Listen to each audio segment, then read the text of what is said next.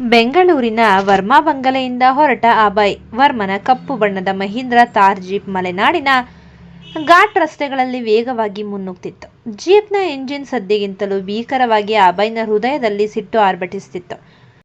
Steering wheel ಅನ್ನು ಅವನು ಬಿಗಿಯಾಗಿ ಹಿಡಿದಿದ್ದರಿಂದ ಅವನ ಕೈ ಬೆರಳುಗಳ ನರಗಳು ಎದ್ದು ಕಾಣುತ್ತಿದ್ದವು. ಅವನ ಪಕ್ಕದ ಸೀಟ್ನಲ್ಲಿ ಕುಳಿತಿದ್ದ ಮಿಲನ ತಲೆ ತಗ್ಗಿಸಿ ಬಿಕ್ಕಿ ಬಿಕ್ಕಿ ಅಳುತ್ತಿದ್ದಳು. ಅವಳ ಕಣ್ಣೀರು ಚೂಡಿದಾರ ದುಪ್ಪಟ್ಟವನ್ನು ಪೂರ್ತಿಯಾಗಿ ಒದ್ದೆ ಮಾಡಿತ್ತು. ನಿನ್ನೆ ತಾನೇ ತನ್ನ ಜೀವನದ ಅತ್ಯಂತ ಸುಂದರವಾದ ಮಧುರವಾದ ಕ್ಷಣವನ್ನು ಫಾರ್ಮ್ ಹೌಸ್ನಲ್ಲಿ ಕಳೆದಿದ್ದಳು. ತಾನು ಪ್ರೀತಿಸಿದ ಪುರುಷ ತನ್ನ ತುಟಿಗಳಿಗೆ ತನ್ನ ಇಡೀ ಜೀವವನ್ನೇ ಧಾರೆ ಎರೆದು ಕಿಸ್ ಮಾಡಿದ್ದ ಆ ಪವಿತ್ರ ಭಾವನೆ ಇವತ್ತು ಇಡೀ ಹಳ್ಳಿಯ ಎದುರು ತನ್ನ ತಾಯಿಯ ಕಣ್ಣಲ್ಲಿ ಇಷ್ಟು ಕೀಳಾಗಿ ಕಾಣುತ್ತದೆ ಎಂದು ಅವಳು ಕನಸಿನಲ್ಲೂ ಅಂದ್ಕೊಂಡಿರಲಿಲ್ಲ. ಅಭಯ್ ರಸ್ತೆಯ ಮೇಲಿದ್ದ ಕಣ್ಣು ತೆಗೆಯದೆ ಖಡಕ್ ಧ್ವನಿಯಲ್ಲಿ ಆದರೆ ಪ್ರೀತಿಯಿಂದ ಮಿಲನ ಅಳೋದನ್ನ ನಿಲ್ಲಿಸು ಅಂತ ಎಷ್ಟು ಸಲ ಹೇಳಬೇಕೋ. ಕಣ್ಣೀರು ಹಾಕೋದು ನಾವು ತಪ್ಪು ಮಾಡಿದಾಗ ಮಾತ್ರ. ನಾವಿಬ್ಬರು ಪ್ರೀತಿಸಿದ್ದೀವಿ, ಹಿರಿಯರ ಸಮ್ಮತಿಯಿಂದ ಮದುವೆಯಾಗೋಕೆ ರೆಡಿಯಾಗಿದ್ದೀವಿ. ಆ ನತದೃಷ್ಟ ವೀಣಾ ನಮ್ಮ ಖಾಸಗಿ ಕ್ಷಣವನ್ನು ಕದ್ದು ವಿಡಿಯೋ ಮಾಡಿ ನಿನ್ನ ತಾಯಿಗೆ ಕಳಿಸಿದ್ದಾಳೆ ಅಂದರೆ ಅದಕ್ಕೆ ಅವಳು ಅನುಭವಿಸ್ತಾಳೆ. ನೀನು ಧೈರ್ಯವಾಗಿ ಇರು. ನಾನು ನಿನ್ನ ಜೊತೆ ಇರುವಾಗ ಈ ಪ್ರಪಂಚದಲ್ಲಿ ಯಾರು ನಿನ್ನನ್ನು ಕೆಟ್ಟದಾಗಿ ನೋಡೋಕೆ ನಾನು ಬಿಡಲ್ಲ. ಮಿಲನ ಸಣ್ಣ ಧ್ವನಿಯಲ್ಲಿ ಬಿಕ್ಕಳಿಸಿದ ಅಭಯ್, ನಿಮಗೆ ನಮ್ಮ ಹಳ್ಳಿ ಕಟ್ಟುಪಾಡುಗಳು ಗೊತ್ತಿಲ್ಲ. ಅಲ್ಲಿ ಮರ್ಯಾದೆ ಅಂದರೆ ಪ್ರಾಣಕ್ಕಿಂತ ಹೆಚ್ಚು. ನಮ್ಮ ಅಮ್ಮ ತುಂಬ ಸಾಂಪ್ರದಾಯಿಕವಾಗಿ ಬೆಳೆದವರು. ಆ ವಿಡಿಯೋದಲ್ಲಿ ನಾವಿಬ್ಬರು ಆ ತರಹದ ಇರೋದನ್ನು ನೋಡಿದ ಮೇಲೆ ಅವರು ಬದುಕಿರೋದೇ ಕಷ್ಟ. ನನಗೆ ನನ್ನ ಅಮ್ಮನ ಜೀವ ಮುಖ್ಯ ಅಭಯ್. ಅವರು ನನ್ನನ್ನು ಮನೆಯೊಳಗೆ ಸೇರಿಸ್ತಾರೋ ಇಲ್ವೋ ಅನ್ನೋ ಭಯ ನನ್ನಲ್ಲಿ ಕೊಲ್ತಿದೆ. ಅಭಯ್ ಜೀಪ್ನ ವೇಗವನ್ನು ಮತ್ತಷ್ಟು ಹೆಚ್ಚಿಸಿದನು. ನೋಡೋಣ ನಿನ್ನ ತಾಯಿಯ ಎದುರು ನಿಂತು ಈ ಅಭಯ್ ವರ್ಮಾ ಏನು ಮಾಡ್ತಾನೆ ಅಂತ ನೀನೇ ನೋಡು ಎಂದು ಮನಸ್ಸಿನಲ್ಲೇ ಶಪಥ ಮಾಡಿದನು. ಸಂಜೆ 4 ಗಂಟೆಯ ಸಮಯಕ್ಕೆ ಮಲೆನಾಡಿನ ಹಸಿರು ಬೆಟ್ಟಗಳ ಮಧ್ಯೆ ಇರುವ ಮಿಲನಾಳ ಹಳ್ಳಿ ತಲುಪಿತು ಜೀಪ್. ಹಳ್ಳಿಯ ಕಿರಿದಾದ ಮಣ್ಣಿನ ರಸ್ತೆಯಲ್ಲಿ ಅಷ್ಟೊಂದು ದೊಡ್ಡ ಐಷಾರಾಮಿ ಜೀಪ್ ಬಂದು ನಿಂತ ತಕ್ಷಣ ಅಕ್ಕಪಕ್ಕದ ಮನೆಯ ಜನರೆಲ್ಲ ಜಗಲಿಯಿಂದ ಇಣುಕಿ ನೋಡಲು ಶುರು ಮಾಡಿದ್ರು. ಈಗಾಗಲೇ ವೀಣಾಳ ಆಳು ಕಳುಹಿಸಿದ್ದ ಆ ಕಿಸ್ಸಿಂಗ್ ವಿಡಿಯೋ ಹಳ್ಳಿಯ ಕೆಲವು ಹೆಂಗಸರ ಮೊಬೈಲ್ ಮೂಲಕ ಇಡೀ ಊರಿಗೆ ಹರಡಲು ಶುರುವಾಗಿತ್ತು. ಜನರ ಕಣ್ಣುಗಳಲ್ಲಿ ವಿಚಿತ್ರವಾದ ಕೀಳು ನೋಟವಿತ್ತು. ಜೀಪ್ ನಿಲ್ಲುತ್ತಿದ್ದಂತೆ ಮಿಲನ ಧಾವಂತದಿಂದ ಇಳಿದು ತನ್ನ ಹಂಚಿನ ಮನೆಯ ಕಡೆಗೆ ಓಡಿದಳು. ಅಭಯ್ ಗಂಭೀರವಾಗಿ ಹೆಜ್ಜೆ ಇಡುತ್ತಾ ಅವಳ ಬೆನ್ನ ಹಿಂದೆ ನಡೆದನು. ಮನೆಯ ಜಗಲಿಯ ಮೇಲೆ ಶಾರದಮ್ಮ ಮೌನವಾಗಿ ಕುಳಿತಿದ್ದರು. ಅವರ ಕಣ್ಣುಗಳು ಹೊತ್ತು ಪೂರ್ತಿ ಕೆಂಪಗಾಗಿದ್ದವು. ಮುಖದಲ್ಲಿ ಯಾವುದೇ ಜೀವಕಳೆ ಇರಲಿಲ್ಲ. ಒಣಗಿದ ತುಟಿಗಳು ಕೈಯಲ್ಲಿ ಹಿಡಿದಿದ್ದ ಹಳೆಯ ಮೊಬೈಲ್. ಅದರಲ್ಲಿ ಇನ್ನು ಆ ವಿಡಿಯೋದ ವಾಟ್ಸಪ್ ಸ್ಕ್ರೀನ್ ಓಪನ್ ಆಗಿತ್ತು.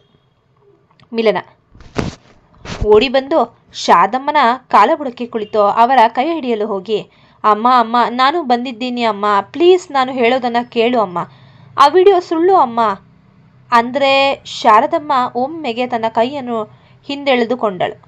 ಅವರ ಕಣ್ಣುಗಳಿಂದ ಸಿಟ್ಟಿನ ಕಿಡಿಗಳು ಹೊರಬಂದವು. ಅವರು ಎದ್ದು ನಿಂತು ಮಿಲನಾಳ ಮುಖಕ್ಕೆ ಜೋರಾಗಿ ಒಮ್ಮೆಗೆ ಬಾರಿಸಿದ್ರು. ಶಾರದಮ್ಮ ಕಣ್ಣೀರು ಧಾರಾಕಾರವಾಗಿ ಹರಿಯುತ್ತಾ ಧ್ವನಿ ನಡುಗುತ್ತಾ, ದೂರ ನಿಲ್ಲು, ನನ್ನನ್ನು ಮುಟ್ಬೇಡ. ನಿನ್ನನ್ನು ಹೆತ್ತದ್ದಕ್ಕೆ ಇವತ್ತು ಇಡೀ ಊರವರ ಎದುರು ನಾನು ಜೀವಂತವಾಗಿ ಸತ್ತಿದ್ದೀನಿ ಮಿಲನ. ನಿನ್ನನ್ನು ಬೆಂಗಳೂರಿಗೆ ಕಳುಹಿಸಿದ್ದು ನಮ್ಮ ಸಂಸಾರಕ್ಕೆ ಆಸರೆಯಾಗ್ತೀಯಾ ಅಂತ. ಆದರೆ ನೀನು ಅಲ್ಲಿ ಹೋಗಿ ಮದುವೆ ಆಗೋ ಮುಂಚೆನೆ ಈ ಸಾಹೇಬನ ಜೊತೆ ಫಾರ್ಮ್ ಹೌಸ್ನಲ್ಲಿ ಅಸಹ್ಯವಾಗಿ ಕಿಸ್ ಮಾಡಿಕೊಂಡು ತಿರುಗೋದಕ್ಕ? ಥೂ ನಿನ್ ಜನ್ಮಕ್ಕೆ. ಇಷ್ಟು ಕೀಳು ಮಟ್ಟಕ್ಕೆ ಇಳಿಯೋಕೆ ನಿನಗೆ ಹೇಗೆ? ಅಭಯ್ ಮುಂದೆ ಬಂದು ಅತ್ಯಂತ ವಿನಯದಿಂದ ಆದರೆ ದೃಢವಾಗಿ, ಶಾರದಮ್ಮ ದಯವಿಟ್ಟು ಶಾಂತರಾಗಿ. ನೀವು ನೋಡಿರೋದು ಕೇವಲ ಒಂದು ದೃಶ್ಯ ಮಾತ್ರ. ಅದರ ಹಿಂದಿರೋ ಸತ್ಯ ನಿಮಗೆ ಗೊತ್ತಿಲ್ಲ. ನಾನು ಮಿಲನಾಳನ್ನು ಪ್ರೀತಿಸ್ತಿದ್ದೀನಿ. ನನ್ನ ತಂದೆ ತಾಯಿ ಇಬ್ಬರಿಗೂ ಈ ವಿಷಯ ಗೊತ್ತು. ನಾವಿಬ್ಬರು ಮದುವೆಯಾಗೋಕ್ಕೆ ನಿರ್ಧಾರ ಮಾಡಿದ್ದೀವಿ. ನಿನ್ನೆ ನಾನು ಅವಳಿಗೆ ಫಾರ್ಮ್ ಹೌಸ್ನಲ್ಲಿ ಪ್ರಪೋಸ್ ಮಾಡಿದ್ದೆ. ಆ ಖುಷಿಯಲ್ಲಿ ನಡೆದ ಕ್ಷಣವನ್ನು ಯಾರೋ ನಮ್ಮ ಶತ್ರುಗಳು ಕದ್ದು ವಿಡಿಯೋ ಮಾಡಿ ನಿಮಗೆ ಕಳಿಸಿದ್ದಾರೆ. ಮಿಲನ ಯಾವ ತಪ್ಪು ಮಾಡಿಲ್ಲ. ಶಾರದಮ್ಮ ಅಭಯ್ ಕಡೆ ತಿರುಗಿ ಕೈ ಮುಗಿಯುತ್ತಾ, ಸಾಹೇಬ್ರೆ ನೀವು ದೊಡ್ಡವರು, ಕೋಟ್ಯಾಧಿಪತಿಗಳು. ನಿಮ್ಮ ತರಹದ ಶ್ರೀಮಂತರಿಗೆ ಈ ಕಿಸ್ ಪ್ರೀತಿ ಎಲ್ಲ ಫ್ಯಾಷನ್ ಇರ್ಬೋದು. ಆದರೆ ನಮ್ಮ ತರಹದ ಹಳ್ಳಿ ಜನಕ್ಕೆ ಮರ್ಯಾದೆನೇ ಉಸಿರು. ಮದುವೆ ಶಾಸ್ತ್ರ ಆಗೋ ಮುಂಚೆಯಿಂದ ಅಸಹ್ಯದ ಕೆಲಸ ನಡೆದರೆ ಈ ಊರಲ್ಲಿ ಯಾರೂ ನಮ್ಮನ್ನು ಮನುಷ್ಯರ ಥರ ನೋಡಲ್ಲ. ಮಿಲನ ನೀನು ಈ ಸಾಹೇಬನ ದುಡ್ಡಿಗೆ ಮರಳಾಗಿ ನಿನ್ನ ತಾಯಿಯ ಮರ್ಯಾದೆ ಹರಾಜು ಹಾಕ್ತಿದ್ದೀಯಾ. ಇನ್ಮೇಲೆ ಈ ಮನೆಗೆ ನಿನಗೆ ಜಾಗ ಇಲ್ಲ. ನೀನು ಯಾರ ಜೊತೆ ಹಾಳಾಗಿ ಹೋಗ್ತೀಯೋ ಹೋಗು, ಆದರೆ ಈ ಶಾರದಮ್ಮನ ಮಗಳು ಅಂತ ಮಾತ್ರ ಎಲ್ಲೂ ಹೇಳ್ಕೋಬೇಡ ಎಂದು ಕಿರುಚಿದ ಶಾರದಮ್ಮ ಮಿಲನ ಮನೆಯೊಳಗೆ ಕಾಲಿಡುತ್ತಿದ್ದಂತೆ ಬಾಗಿಲನ್ನು ಜೋರಾಗಿ ದಪ್ಪೆಂದು ಹಾಕಿ ಒಳಗಿನಿಂದ ಚಿಲುಕ ಹಾಕೊಂಡ್ರು. ಮಿಲನ ಬಾಗಿಲು ತಟ್ಟುತ್ತಾ ಜೋರಾಗಿ ಅಳುತ್ತಾ, ಅಮ್ಮ ಬಾಗಿಲು ತೆಗೆ ಅಮ್ಮ, ಪ್ಲೀಸ್ ನನ್ನ ಮಾತು ಕೇಳು. ನಾನು ಯಾವುದೇ ತಪ್ಪು ಮಾಡಿಲ್ಲ ಅಮ್ಮ. ಅಮ್ಮ. ಮಿಲನ ಬಾಗಿಲಿಗೆ ಹೊರಗೆ ನೆಲದ ಮೇಲೆ ಕುಸಿದು ಬಿದ್ದು ಅಳುತ್ತಿದ್ದರೆ ಇತ್ತ ಅಭಯ್ ವರ್ಮನಿಗೆ ಆ ವೀಣಾಳ ಮೇಲಿನ ಕ್ರೋಧ ನೂರ್ಮುಡಿಯಾಯಿತು. ಹಳ್ಳಿಯ ಜನ ಸುತ್ತಲೂ ನಿಂತು ಆಡಿಕೊಳ್ಳುತ್ತಿರುವುದನ್ನು ನೋಡಿ ಅವನು ಮಿಲನಾಳ ಕೈಯನ್ನು ಬಿಗಿಯಾಗಿ ಹಿಡಿದು ಎಬ್ಬಿಸಿದನು. ಅಭಯ್, ಮಿಲನ ಎದ್ದು ನಿಲ್ಲು. ಶಾರದಮ್ಮನಿಗೆ ಇವಾಗ ಕೋಪ ಇದೆ. ಅವರು ಬಾಗಿಲು ತೆಗಿಯಲ್ಲ. ನಾವು ಇಲ್ಲೇ ನಿಂತರೆ ಜನ ನನ್ನ ಇಂದು ತರಹವೇರಿ ಮಾತಾಡ್ತಾರೆ. ಮೊದಲು ಈ ಜಾಲದ ಹೆಣೆದ ಈ ವೀಣಾಳ ಕಥೆಯನ್ನು ಮುಗಿಸಬೇಕು. ನಡೆ ನನ್ನ ಜೊತೆ ಎಂದು ಅವಳನ್ನು ಬಲವಂತವಾಗಿ ಜೀಪ್ ಕಡೆಗೆ ಕರೆದುಕೊಂಡು ಹೋದನು. ಅದೇ ಸಮಯದಲ್ಲಿ ಮೈಸೂರಿನ ಸೆಂಟ್ರಲ್ ಪೊಲೀಸ್ ಸ್ಟೇಷನ್ನಲ್ಲಿ ವಾತಾವರಣ ಸಂಪೂರ್ಣವಾಗಿ ಬದಲಾಗಿತ್ತು. ಇನ್ಸ್ಪೆಕ್ಟರ್ ಆರ್ಯನ್ ತನ್ನ ಟೇಬಲ್ ಮೇಲಿದ್ದ ಆ ಮುರಿದ ಬಳೆಯನ್ನು ಜೇಬಿಗೆ ಹಾಕಿಕೊಂಡು ತನ್ನ ಜೀಪ್ನತ್ತ ನಡೆದನು. ಅವನ ಹಿಂದೆ 4 ಜನ ಹಿರಿಯ ಪೇದೆಗಳು ಮತ್ತು 2 ಸೈಬರ್ ಕ್ರೈಮ್ ಅಸಿಸ್ಟೆಂಟ್ಗಳು ಇದ್ರು. ಬೆಂಗಳೂರಿನ ಬಿಸ್ನೆಸ್ ಮ್ಯಾನ್ ಅಭಯ್ ವರ್ಮಾಗೆ ತನಗೆ ಫೋನ್ ಮಾಡಿ ವಾರ್ನಿಂಗ್ ಕೊಟ್ಟಿದ್ದಾಗಿಂದನೂ ಆರ್ಯನ್ನ ಅಹಂಕಾರಕ್ಕೆ ಸಣ್ಣದಾಗಿ ಗಾಯವಾಗಿತ್ತು.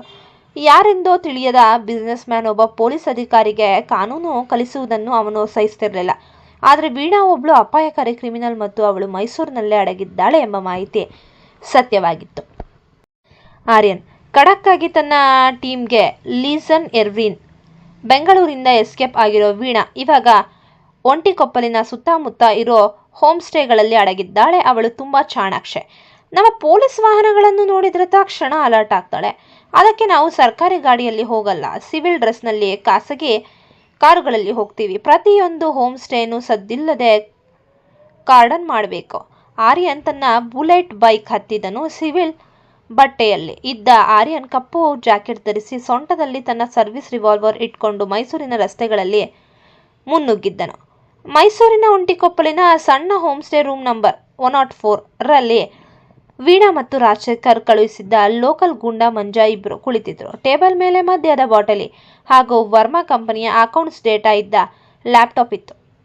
ಹಳ್ಳಿಯಲ್ಲಿ ಶಾರದಮ್ಮನಿಗೆ ವಿಡಿಯೋ ತಲುಪಿದ ಸುದ್ದಿ ವೀಣಾಗೆ ಆಲ್ರೆಡಿ ಸಿಕ್ಕಿತ್ತು. ವೀಣಾ ಸಿಗರೆಟ್ ಹೊಗೆ ಬಿಡುತ್ತಾ ಕ್ರೂರವಾಗಿ ನಗುತ್ತಾ, ಮಂಜ, ಆ ಹಳ್ಳಿ ಹುಡುಗಿ ಮಿಲನ ಇವಾಗ ಜೀವಂತವಾಗಿ ಸತ್ತಿರ್ತಾಳೆ. ಅವಳ ತಾಯಿ ಶಾರದಮ್ಮ ಮರ್ಯಾದೆಗೆ ಹೆದರಿ ಅವಳನ್ನ ಮನೆಯಿಂದ ಹೊರಗೆ ಹಾಕಿರ್ತಾಳೆ. ಇತ್ತ ಅಭಯ್ ವರ್ಮಾ ತನ್ನ ಪ್ರೀತಿ ಮುಗಿದು ಬಿತ್ತು ಅಂತ ತಲೆ ಕೆಡಿಸ್ಕೊಂಡಿರ್ತಾನೆ. ಇವರಿಬ್ಬರು ಹಳ್ಳಿಯಲ್ಲಿ ಬ್ಯುಸಿಯಾಗಿರುವಾಗಲೇ ರಾಜಶೇಖರ್ ಸರ್ ಬೆಂಗಳೂರಿನಲ್ಲೇ ವರ್ಮಾ ಕಂಪನಿಯ ಷೇರುಗಳನ್ನು ಅಂಡರ್ ವ್ಯಾಲ್ಯೂ ಮಾಡಿ ಕದಿಯೋಕೆ ಪ್ಲಾನ್ ರೆಡಿ ಮಾಡಿದ್ದಾರೆ. ಮಂಜ, ಹೌದು ಮೇಡಮ್, ಆದರೆ ಆ ಬೆಂಗಳೂರಿನ ವಿಕ್ರಮ್ ರಾಥೋಡ್ ಅನ್ನೋ ಹ್ಯಾಕರ್ ನಮ್ಮ ಹಿಂದೆ ಬಿದ್ದಿದ್ದಾನೆ. ಪೊಲೀಸರು ಕೂಡ ಮೈಸೂರಿನಲ್ಲಿ ಅಲರ್ಟ್ ಆಗಿದ್ದಾರೆ ಅಂತ ನ್ಯೂಸ್ ಇದೆ. ವೀಣಾ, ಹೇ, ಆ ಮೈಸೂರು ಪೊಲೀಸರಿಗೆ ಏನು ಗೊತ್ತು? ಇಲ್ಲಿ ಹೊಸದಾಗಿ ಬಂದಿರೋ ಇನ್ಸ್ಪೆಕ್ಟರ್ ಯಾರೋ ಆರ್ಯನ್ ಅಂತೆ. ಅವನು ಬಂದು ಇನ್ನೂ 1 ವಾರ ಆಗಿಲ್ಲ. ನನ್ನನ್ನು ಹಿಡಿಯೋಕೆ ಅವನ ಕೈಯಲ್ಲಿ ಆಗಲ್ಲ. ನಾಳೆ ಬೆಳಗ್ಗೆ ನಾವು ಈ ಡೇಟಾ ತಗೊಂಡು ಕೇರಳ ಬಾರ್ಡರ್ ದಾಟ್ಬಿಡೋಣ ಎಂದು ಬೀಗುತ್ತಿದ್ಲು. ಸರಿಯಾಗಿ ರಾತ್ರಿ 9 ಗಂಟೆ ಆ ಹೋಮ್ ಸ್ಟೇ ಸುತ್ತಲೂ ಕತ್ತಲೆ ಆವರಿಸಿತು. ಮೃದುವಾದ ಮಳೆ ಹನಿಗಳು ಬೀಳಲು ಶುರುವಾಗಿದ್ವು. ಅಷ್ಟರಲ್ಲೇ ಹೋಮ್ ಸ್ಟೇನ ರಿಸೆಪ್ಷನ್ಗೆ ಕಪ್ಪು ಜಾಕೆಟ್ ಧರಿಸಿದ ಒಬ್ಬ ಎತ್ತರವಾದ ವ್ಯಕ್ತಿ ನುಗ್ಗಿದ್ದನು.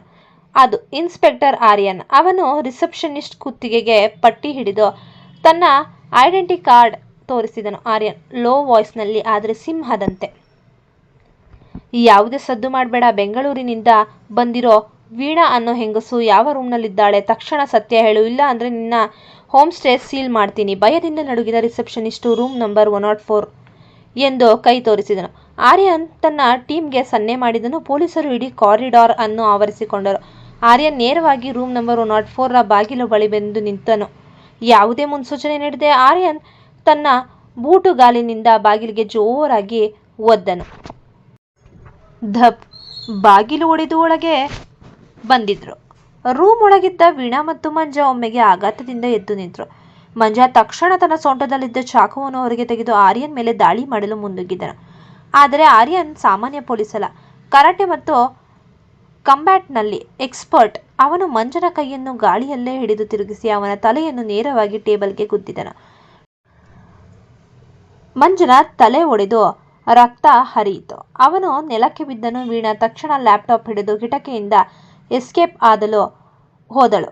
ಆದರೆ ಆರ್ಯನ್ ತನ್ನ ಸರ್ವಿಸ್ ರಿವಾಲ್ವರ್ ಅನ್ನು ನೇರವಾಗಿ ಅವಳ ಹಣೆಗಿಟ್ಟು ಕ್ಲಿಕ್ ಮಾಡಿದನು. ಆರ್ಯನ್ ರಗಡಾಗಿ ಕಣ್ಣುಗಳನ್ನು ಸಣ್ಣದು ಮಾಡುತ್ತಾ, 1 ಹೆಜ್ಜೆ ಮುಂದೆ ಇಟ್ರು ನಿನ್ನ ತಲೆಯಲ್ಲಿರೋ ಬುಲೆಟ್ ಗೋಡೆಗೆ ಹೋಗಿ ಬೀಳುತ್ತೆ ವೀಣಾ. ಇನ್ಸ್ಪೆಕ್ಟರ್ ಆರ್ಯನ್ ಏರಿಯಾದಲ್ಲಿ ನಿನ್ನ ಆಟ ಮುಗೀತು. Hands up. ವೀಣಾ ಕೈಯಲ್ಲಿದ್ದ ಲ್ಯಾಪ್ಟಾಪ್ ಕೆಳಗೆ ಬಿಟ್ಟು ನಡುಗುತ್ತಾ ಕೈಗಳನ್ನು ಮೇಲಕ್ಕೆತ್ತಿದಳು. ಪೊಲೀಸರು ಅವಳಿಗೆ ಬೇಡಿ ತೊಡಿಸಿದರು. ವೀಣಾಳನ್ನು ಮೈಸೂರಿನ ಸೆಂಟ್ರಲ್ ಪೊಲೀಸ್ ಸ್ಟೇಷನ್ಗೆ ಲಾಕಪ್ನಲ್ಲಿ ಇಟ್ಟರು. ಅವಳ ಮುಖದಲ್ಲಿದ್ದ ಜಂಬವೆಲ್ಲ ಕರಗಿ ಹೋಗಿತ್ತು. ಆರ್ಯನ್ ಅವಳ ಎದುರು ಚೇರ್ ಮೇಲೆ ಕುಳಿತು ಟೇಬಲ್ ಮೇಲೆ ಲೈಟ್ ಅನ್ನು ಅವಳ ಮುಖಕ್ಕೆ ಸರಿಯಾಗಿ ಬೀಳುವಂತೆ ತಿರುಗಿಸಿದ. ಆರ್ಯನ್, ವೀಣಾ, ನೀನು ಬೆಂಗಳೂರಿನ ವರ್ಮಾ ಕಂಪನಿಯ ಸೀಕ್ರೆಟ್ಸ್ ಕದ್ದಿರೋದು ಅಷ್ಟೇ ಅಲ್ಲ, ಬಿಸ್ನೆಸ್ ಮ್ಯಾನ್ ಅಭಯ್ ವರ್ಮಾ ಮತ್ತು ಮಿಲನಾ ಅನ್ನೋ ಹುಡುಗಿಯ ಪರ್ಸನಲ್ ವಿಡಿಯೋ ಮಾಡಿ ಬ್ಲ್ಯಾಕ್ ಮೇಲ್ ಮಾಡಿದ್ದೀಯ. ಆ ವಿಡಿಯೋ ಎಲ್ಲಿಂದ ಬಂತು? ನಿನ್ ಜೊತೆ ಇರೋ ಆ ರಾಜಶೇಖರ್ ಎಲ್ಲಿದ್ದಾನೆ? ವೀಣಾ ಭಯದಿಂದಲೇ ಹಲ್ಲು ಕಡಿಯುತ್ತಾ, ಇನ್ಸ್ಪೆಕ್ಟರ್, ನಾನೇನು ಮಾಡಿಲ್ಲ. ಎಲ್ಲವನ್ನು ಆ ಸೂರಜ್ ಮತ್ತು ರಾಜಶೇಖರ್ ಮಾಡಿದ್ದು. ನನ್ನನ್ನು ಬಿಟ್ಬಿಡಿ. ಆರ್ಯನ್, ನನ್ನ ಹತ್ತಿರ ಸುಳ್ಳು ಹೇಳಬೇಡ. ನಿನ್ನ ಇಡೀ ಡೇಟಾ ಇವಾಗ ಸೈಬರ್ ಕ್ರೈಮ್ ಪೊಲೀಸರ ಕೈಯಲ್ಲಿದೆ. ನೀನು ಲೈಫ್ ಲಾಂಗ್ ಜೈಲಲ್ಲೇ ಇರಬೇಕಾಗತ್ತೆ ಎಂದು ಹೇಳಿ ರೂಮ್ನಿಂದ ಹೊರಬಂದನು.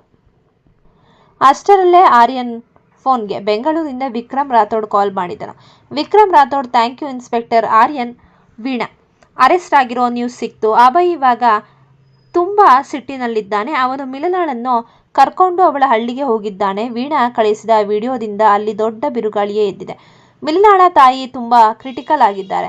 ವಿಕ್ರಮ್ ಬಾಯಿಯಿಂದ ಮಿಲನಾ ಮತ್ತು ಹಳ್ಳಿ ಅನ್ನೋ ಮಾತು ಕೇಳಿದಾಗ ಆರ್ಯನ್ಗೆ ಒಮ್ಮೆಗೆ ಏನೋ ನೆನಪಿಗೆ ಬಂದಿತ್ತು. ಆರ್ಯನ್, ವಿಕ್ರಮ್, ಆ ಮಿಲನಾಳ ಹಳ್ಳಿ ಯಾವುದು? ಅವಳ ತಾಯಿಯ ಹೆಸರೇನು?